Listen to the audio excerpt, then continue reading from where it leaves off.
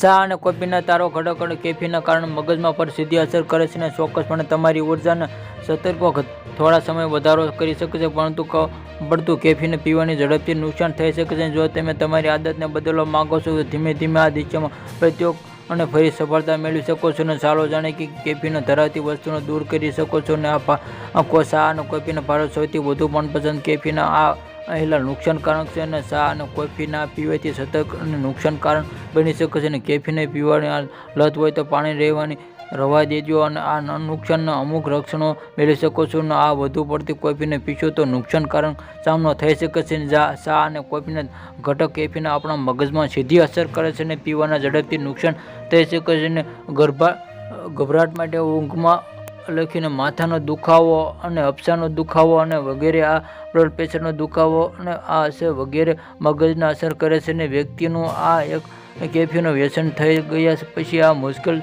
છોડાવવું શકે છે અને ચીડિયાપણું લાગે છે. અને બે તણાવ નિયંત્રિત કરવામાં આવેલા આ તણાવનો છુટકારો મેળવવા માટે નિર્ભર થઈ જાય છે. અને આ કારણે તે પછી તણાવમાં સંભાળવા મુશ્કેલી થઈ શકે છે. અને ગુસ્સામાં વધારો, જેના લોકોમાં કોફી અને આ ગુસ્સો થઈ જાય છે અને આ સ્વાસ્થ્યમાં પણ બગાડી શકે છે. અને કેટલાક સ્વાસ્થ્યમાં રહેલા અચાનક ચા અને કોફી બંધ કરીને, કારણ કે તેમાંથી સ્વાસ્થ્ય બગડી શકે છે. અને આ ચાલો તમે આ કેફીન ધરાવતી વસ્તુને દૂર કરી શકો છો.